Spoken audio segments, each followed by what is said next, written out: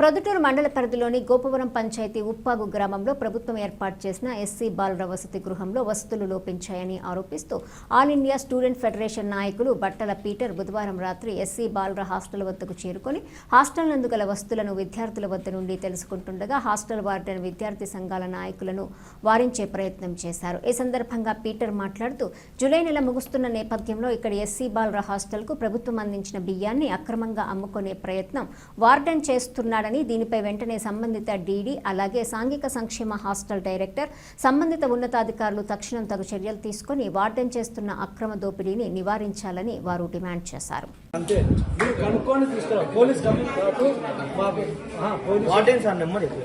ఏ wardens కాదు, warden మొత్తం head ఎవరు అటు పోయినసారి మేము వచ్చాము. అప్పుడు అలో చేశాను, బుక్స్ కూడా ప్రొవైడ్ చేశాను పిల్లలు. అంటే అప్పుడు ఇన్స్ట్రక్షన్స్ ఏమి లేవా? ఇప్పుడు వచ్చింది చెప్తాను నేను.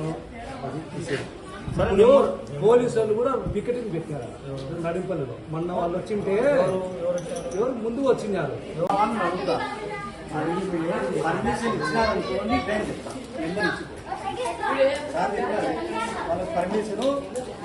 పర్మిషన్ ఇచ్చే ఇవ్వండి.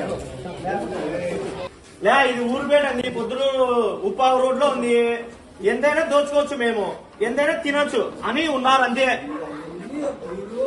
అంటే నెలకు ఇప్పుడు నెల 8 మంది ఎండింగ్ వచ్చామని రేషన్ బియ్యం మిగిలిన ఏదో కొద్దిగా పిల్లలకు పెట్టి అన్న అది బియ్యము స్టోర్ షెడ్యూల్ ప్రకారం పాటించకుండా మీ ఇష్టానుసారంగా పెడతారు.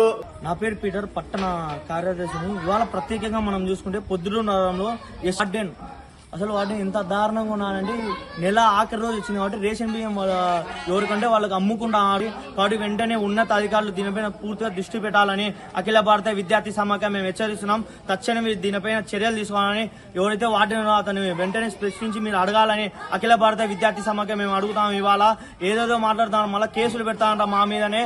ఎవరికంటే వాళ్ళకి ఫోన్ చేసి బెదిరిస్తాను. మాకే ఈరోజు విద్యార్థి సమస్యల కోసం మేము వచ్చింటే అడగడానికి మమ్మల్ని బయటకు దొబ్బుతారంగా ఉన్నారు ఇతను. కాబట్టి వెంటనే తక్షణమే మీద చర్యలు తీసుకోవాలని అఖిల భారత విద్యార్థి సమాఖ్య మేము డిమాండ్ చేస్తాం.